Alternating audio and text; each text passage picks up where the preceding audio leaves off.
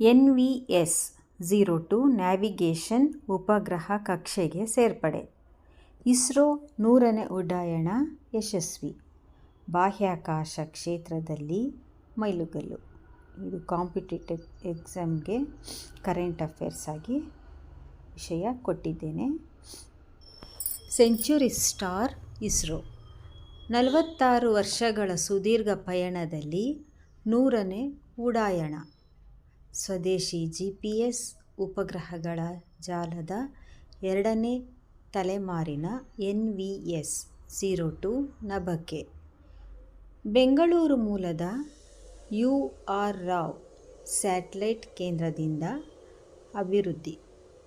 ಭಾರತೀಯ ಬಾಹ್ಯಾಕಾಶ ಸಂಶೋಧನಾ ಸಂಸ್ಥೆ ಇಸ್ರೋ ತನ್ನ 100ನೇ ಉಡಾಯಣವನ್ನು ಯಶಸ್ವಿಯಾಗಿ ಪೂರ್ಣಗೊಳಿಸುವ ಮೂಲಕ ಬಾಹ್ಯಾಕಾಶ ಕ್ಷೇತ್ರದಲ್ಲಿ ಹೊಸ ಮೈಲಿಗಲ್ಲು ಸಾಧಿಸಿದೆ.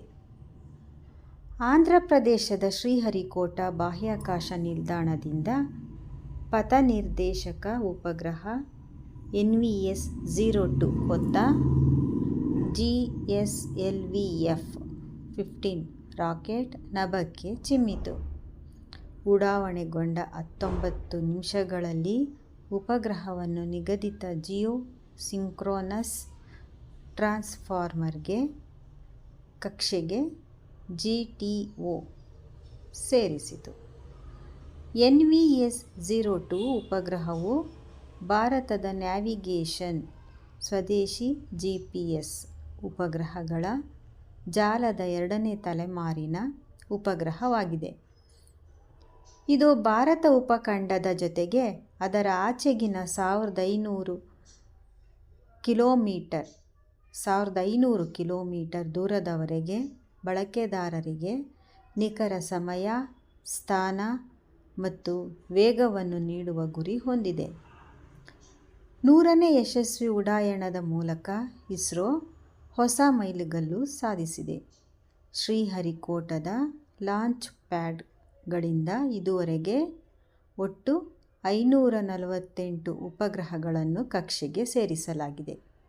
ನ್ಯಾವಿಗೇಷನ್ ಹೊಸ ವೇಗ 2250 kg ತೂಕದ NVS-02 ಬೆಂಗಳೂರು ಮೂಲದ UR ರಾವ್ ಸ್ಯಾಟಲೈಟ್ ಕೇಂದ್ರ ಅಭಿವೃದ್ಧಿಪಡಿಸಿದೆ. L1, L5 ನ್ಯಾವಿಗೇಷನ್ ಪೇಲೋಡ್ ಮತ್ತು C ಬ್ಯಾಂಡ್ ಜೊತೆಗೆ ಹೆಚ್ಚುವರಿಯಾಗಿ S ಬ್ಯಾಂಡ್ಗಳನ್ನು ಹೊಂದಿದೆ.